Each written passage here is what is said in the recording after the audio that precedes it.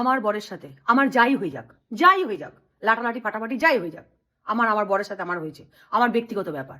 কিন্তু আমার বরকে আমি কাউকে অপমান করতে দেবো না, কোনো মতে দেবো না। অপমান আমার বরকে, এত বড় সাহস, কাউকে না। এমনকি আমার বাবার বাড়ি আমার সব থেকে প্রিয় জায়গা, সেখানে যদি আমার বর অসম্মানিত হয়, সেই জায়গা আমি তৎক্ষণাৎ ছেড়ে দেবো।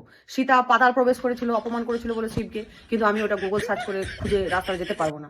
আমি যেতে পারবো না বলে আমি পাতাল প্রবেশ করবো না, আমি সেই জায়গা ত্যাগ করে দেবো, সারা জীবনের মতন ত্যাগ করে দেবো। একদম কোনো মতে যাবো না। কিসের জন্য যাবো?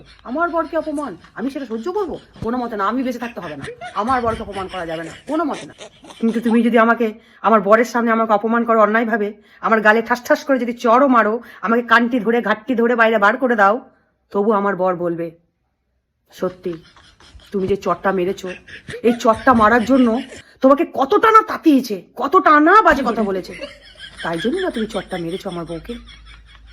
খুবই অন্যায় করেছে আমার বউ, সত্যি তোমাকে কতটা রাগাতে হয়েছে, তাই করে না তুমি ঘাট ধরে বউকে বার করে দিয়েছো, আমার বউকে বার করেছো।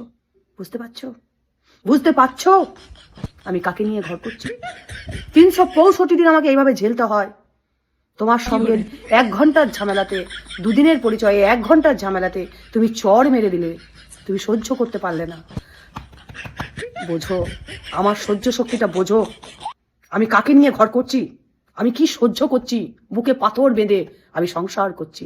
এমন আমার বউ, কি বলবো তোমাকে, এমন আমার বউ। বুকে পাথর বেঁধেছি নিয়ে সংসার করছি, এত কষ্টে আছি, কি বলবো বন্ধু, বলার কিছু নাই। চলো বন্ধু, এত কষ্ট, এত জ্বালা, আপদটা গেছে, বেরিয়েছে, ভালোই হয়েছে। চলো সবাইকে ডাকো, বন্ধু বান্ধব আরো সবাইকে ডাকো এই আনন্দের দিনে। চলো আমরা একটু পার্টি করি, পার্টি, সবাই মিলে বসে একটু পার্টি করি, পার্টি, এনজয়, লেটস এনজয়।